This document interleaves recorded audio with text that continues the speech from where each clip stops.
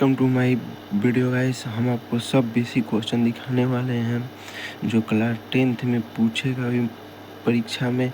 और ये क्या बोलते हैं, ये सब पढ़ लेंगे आप तो इससे पहले आपका बेस बहुत मजबूत हो जाएगा। चलिए क्वेश्चन पे चलते हैं। राष्ट्रवाद की परिभाषा लिखिए। अपने देश के प्रति प्रेम की भावना रखना राष्ट्रवाद कहलाता है। या राष्ट्रवाद चेतना का उदय कहलाता, मतलब अपने देश के प्रति प्रेम की भावना रखना, उसको राष्ट्रवाद। इसको तो आप बहुत ईजी तरीके से समझ गए। एकीकरण क्या है? किसी देश के खंडित राज्यों को एक करने की प्रक्रिया को एकीकरण कहते हैं। कोई राज्य अपने आप को देश मानता है तो उसको एक राज्य बताकर अपने देश में एक शामिल करना, उसे एकीकरण कहते हैं। साम्राज्यवाद की परिभाषा करें। जब किसी देश को सैनिक बल द्वारा अपने अधीन कर लिया जाए तो उसे साम्राज्यवाद कहते हैं। मतलब जब कोई देश है उस पर अपने सैनिक द्वारा किसी देश को गुलाम बना लिया जाए तो उसी को साम्राज्यवाद कहते हैं। इटली का एकीकरण, मतलब इटली कब देश बना, उससे पहले राज्य था वो 1871 में। जर्मनी का एकीकरण कब हुआ था? 1871। जीव संसाधन क्या है? संसाधन का वह प्रकार जिसमें सजीवों का गुण है उसे जीव संसाधन कहते हैं। मतलब जो इंसान जीवित है उसी को कहते हैं सजीव। जो सांस ले सके, बढ़ सके, खा सके, बात कर सके, ये सब सजीवों में गुण है। बचत क्या है? आय तथा उपयोगिता का अंतर बचत कहलाता है। इसे तो आप बहुत अच्छी तरह से समझ गए होंगे। चंपारण आंदोलन कब हुआ था? 1917 में हुआ था चंपारण आंदोलन। इसे बहुत याद रखें। और क्या बोलते हैं, बिहार में छात्र आंदोलन कब हुआ था? 1974 ईस्वी में। ये तो अपना बिहार का ही क्वेश्चन है, इसे जरूर याद रखें। स्वदेशी आंदोलन कब हुआ था? 1905 से 1907 तक। राष्ट्रीय आय की परिभाषा लिखें। किसी देश में एक वर्ष में वस्तुओं और सेवाओं का उत्पादन के मौद्रिक मूल्य को राष्ट्रीय आय कहते हैं। प्रति व्यक्ति आय की परिभाषा लिखें। राष्ट्रीय आय में देश की कुल जनसंख्या से भाग देने पर जो भागफल प्राप्त होता है उसे प्रति व्यक्ति आय कहते हैं। ये कोई भी देश पे लागू हो सकता है गाइस। ये जो है राष्ट्रीय आय में देश की कुल जनसंख्या, मतलब हम भारत के हैं तो भारत के, या बाहर का बंदा है कोई, वो भी करेगा अपनी कुल जनसंख्या लेके तो हो सकता है। सर्वहारा वर्ग किसे कहते हैं? समाज का एक ऐसा वर्ग जिसमें आम गरीब लोग, मजदूर, किसान शामिल हो उसे सर्वहारा वर्ग कहते हैं। मतलब जिसके अंदर आम गरीब लोग, मजदूर, किसान शामिल होते हैं उसको सर्वहारा वर्ग कहते हैं।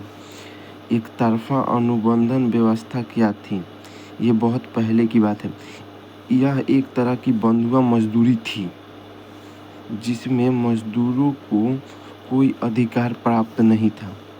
मजदूरों को अधिकार नहीं था, जबकि मिल मालिकों को असीमित अधिकार प्राप्त था। मतलब ये कह रहा है कि बंधुआ मजदूरी उस समय की थी जहाँ पे पैसे भी नहीं दिए जाते थे और काम ज़बरदस्ती करवाया जाता था।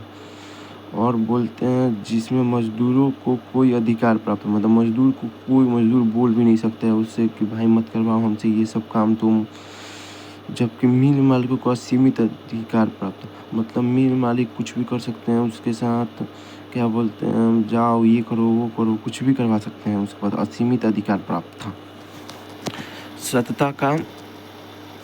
सत्ता का विकास क्या है?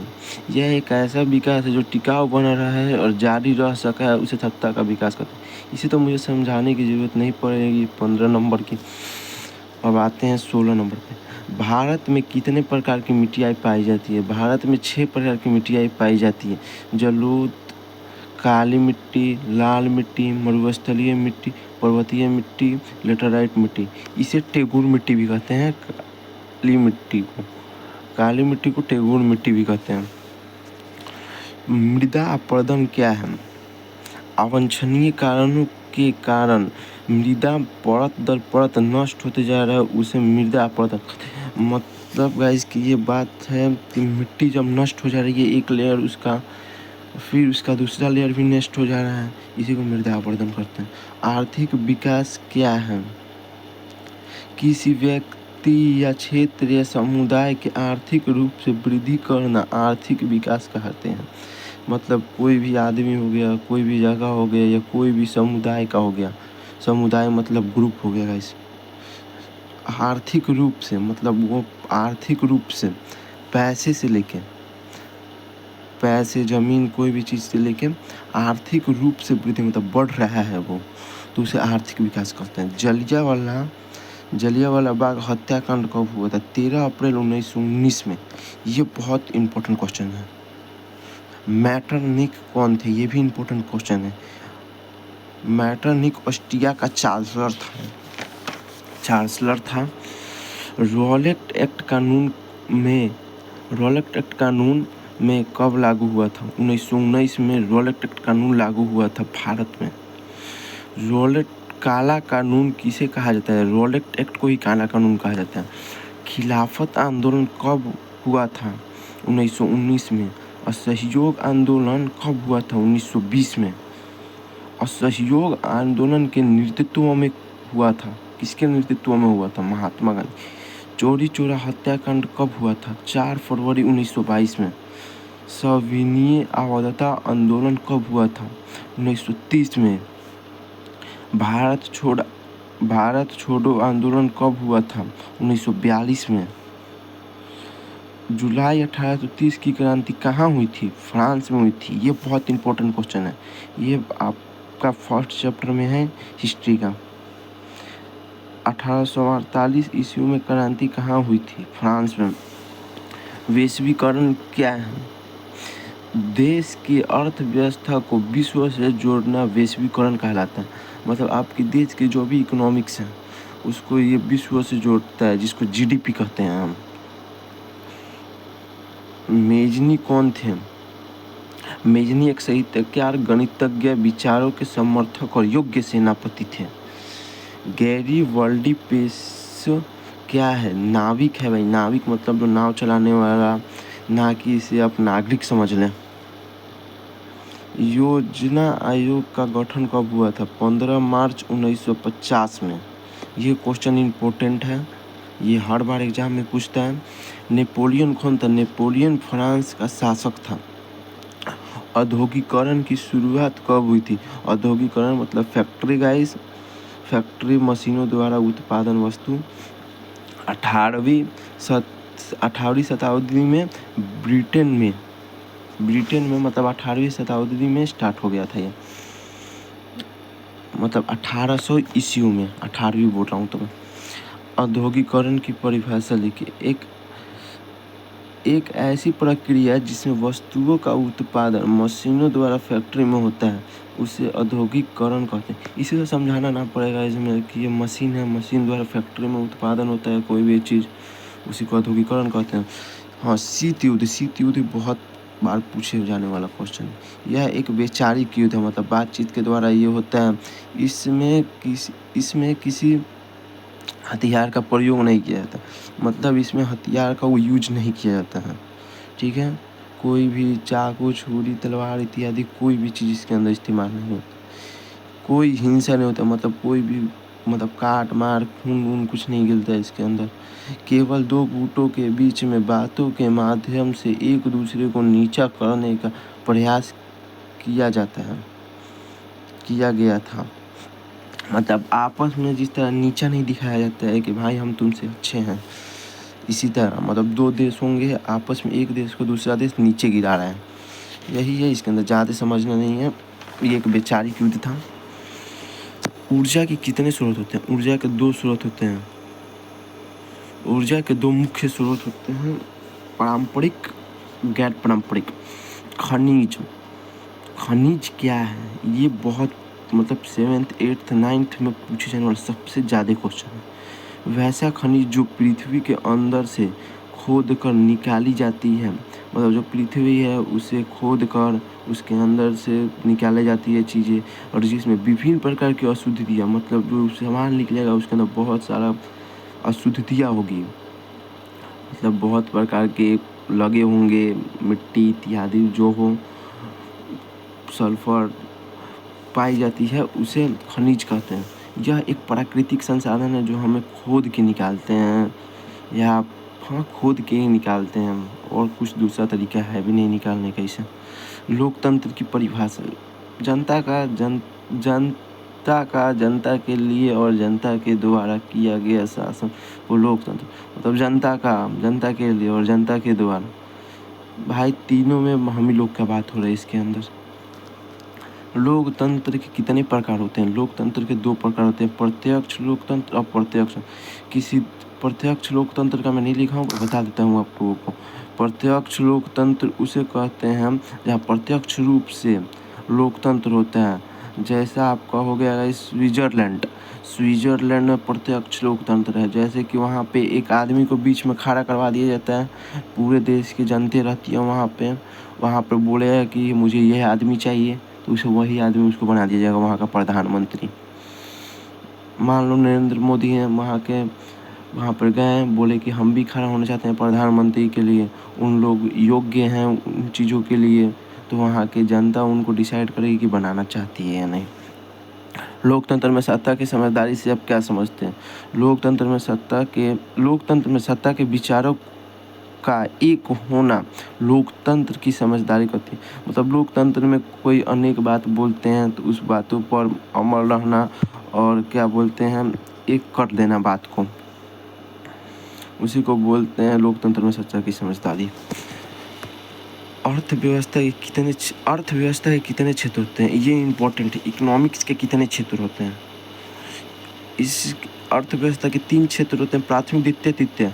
प्राथमिक क्षेत्र में कृषि आ गया, द्वितीय क्षेत्र में औद्योगिक आ गया, तृतीय क्षेत्र में सेवा आ गया। सेवा मतलब जॉब हो गया, जैसे डॉक्टर, सरकारी स्कूल के टीचर हो गए, प्राइवेट स्कूल के नहीं, सरकारी स्कूल के टीचर, और बहुत से जहाँ पे सरकारी रेलवे में सारा हो गया, और बहुत चीज़ आते हैं। विश्व बाजार किसे कहते हैं? वैसा बाजार जहाँ विश्व की सभी वस्तुएं आम लोगों के लिए खरीदने के लिए उपलब्ध, मतलब वैसे बाजार जहाँ सभी चीज़ उपलब्ध हो और आम लोग खरीद सके, उसी को विश्व बाजार कहते हैं। रुकिएगा एक मिनट, कैमरा साफ नहीं आ रहा है। भारत का वित्तीय राजधानी कहाँ था? मतलब भारत का पुराना वाला राजधानी कहाँ था? ये तो सबको पता होना चाहिए, इसकी मुंबई में था।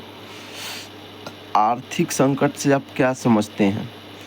वैसी स्थिति जहां अर्थव्यवस्था के तीनों क्षेत्र, मतलब प्राथमिक, द्वितीय, तृतीय, तीनों क्षेत्र में विकास रुक जाए, तो उस बेरोजगारी हो जाए, तो उससे आर्थिक संकट कहते हैं। ये कभी देश में नहीं आना चाहिए, तो देश बर्बाद हो जाता है। जेनेवा समझौता कब हुआ था? ये भी इम्पोर्टेंट क्वेश्चन है। ऊपर जो बताया वो भी इम्पोर्टेंट क्वेश्चन है। 1954 जेनेवा समझौता किनके बीच हुआ था? वियतनाम और फ्रांस के बीच जेनेवा समझौता हुआ था। दक्षिणी इटली, जो दक्षिणी इटली का मतलब इटली है, इटली के दक्षिण वाले भाग को, दक्षिणी इटली का एकीकरण किसने किया था? मतलब जो नीचे वाला भाग है उसको अपना, मतलब राज्य जो है उसे देश कौन बनवाया था? गैरिबाल्डी। इटली का एकीकरण कितने चरणों में सफल हुआ था? 3 चरण में। मतलब इटली अपने आप को पहले वहाँ के राज्य भी देश बताते थे अपने आप को, तो उसे 3 चरणों में बताया गया कि तुम राज्य हो भाई, तुम देश नहीं, हम मिल जाएंगे तो देश बनेंगे। खूनी रविवार की घटना कब हुई थी? 1905 ईस्वी में। ये भी इम्पोर्टेंट क्वेश्चन है। रूस जापान ऐतिहासिक युद्ध में किसकी हार हुई थी? रूस की हार हुई। रूस हार गया भाई जापान से। ये बहुत इम्पोर्टेंट क्वेश्चन है, हर बार पूछे जाने वाला।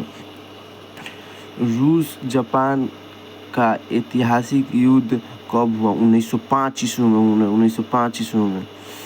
रूसी क्रांति के पहले किसानों की कैसी स्थिति थी? अत्यंत दयनीय थी भाई। रूसी क्रांति के कारणों को लिखे, किसानों की दयनीय स्थिति, ये सब तो मुझे बताने की ज़रूरत नहीं है। और क्या बोलते हैं, ब्रिटेन वुड्स सम्मेलन कब हुआ था? 1945 में हुआ था। राष्ट्रवाद की शुरुआत कहाँ से हुई, मतलब अपने देश के प्रति प्रेम की भावना रखना कहाँ से स्टार्ट हुआ था। 57 ये बताना चाह रहा है आपको, यूरोप देश से। देश नहीं, कॉन्टिनेंट है वो, महादेश। काजू की खेती किस मिट्टी पे होती है, ये इंपॉर्टेंट क्वेश्चन है। काजू की खेती किस मिट्टी पर होती है? काजू की खेती लेटराइट मिट्टी पर होती है। केचुल और सत्यपाल किस पार्टी से थे? ये बहुत इंपॉर्टेंट क्वेश्चन, ये गाइज आएगा तो आएगा परीक्षा में, बोल के जाना हूँ मैं। कांग्रेस पार्टी। काली मिट्टी का दूसरा नाम क्या है? टेगुड़ मिट्टी। उस समय बताया था मैं पीछे में। सेवा क्षेत्र किसे कहा जाता है? द्वितीय क्षेत्र को। औद्योगिक क्षेत्र किसे कहा जाता है? द्वितीय क्षेत्र को। अति जल संचालन से क्या उत्पन्न होता है? जल क्रांतता की स्थिति। जल क्रांतता की समस्या सबसे अधिक कहाँ है? पंजाब। पंजाब में भाई सबसे ज़्यादा जल क्रांतता की है। अंकोरा घाट मंदिर कहाँ है? कंबोडिया। ये भी सबसे ज़्यादा पूछे जाने वाली क्वेश्चन है। योजना आयोग के अध्यक्ष कौन होते हैं? अभी बताया था मैं, योजना आयोग का गठन कब हुआ था भारत में? 15 मार्च 1900 कुछ में था, 1950 में था शायद, 45 में था, 1945 में। तो उसी का मतलब जो होता है, अध्यक्ष कौन होता है? देश के वर्तमान प्रधानमंत्री। विनियम के कितने प्रकार? पहले आपको विनियम क्या होता है ये बता देता हूँ। यहाँ पर है, रुकिए, कहाँ गया? मुद्रा। मुद्रा विनियम का एक साधन है। अब विनियम के कितने प्रकार हैं? विनियम के 2 प्रकार हैं, वस्तु विनियम, मुद्रा विनियम। विनियम का वह प्रकार जिसमें वस्तुओं के आदान प्रदान होता है उसे वस्तु विनियम कहते हैं। मतलब सामान लेन देन करना, उसे कहते हैं वस्तु विनिमय। विनिमय का वह प्रकार जिसमें मुद्रा के द्वारा वस्तुओं को विनिमय होता है उसे मौद्रिक विनिमय, मतलब कोई सामान खरीदते हैं उसी को बोलते हैं मौद्रिक विनिमय। भारत का रुपया हो गया मुद्रा, बांग्लादेश का मुद्रा टाका हो गया, और अमेरिका का डॉलर हो गया मुद्रा। आपको भी समझा ही दिया हूँ। शीत युद्ध किन 2 देशों के बीच सर्वप्रथम हुआ था? फ्रांस और रूस। मतलब शीत युद्ध उसे बोलते हैं जो वैचारिक युद्ध होता है जिसमें कोई हथियारों का उपयोग नहीं होता है, हिंसा नहीं होता, गुटों के बीच में आपस में नीचा दिखाया जाता है। गीजो कौन थी? ये बहुत खतरनाक क्वेश्चन है। यह एक फ्रांस का ऐसा प्रधानमंत्री था जिसके शासनकाल में भूखमरी की उत्पन्न हो गई थी। मतलब ये फ्रांस का ऐसा प्रधानमंत्री था भाई कि इसके अंदर आदमी बिना खाए मर रहे थे। ये ऐसा था, ये बहुत मतलब बेकार नहीं बोलते हैं, उस टाइप का शासनकाल था इसका, घटिया।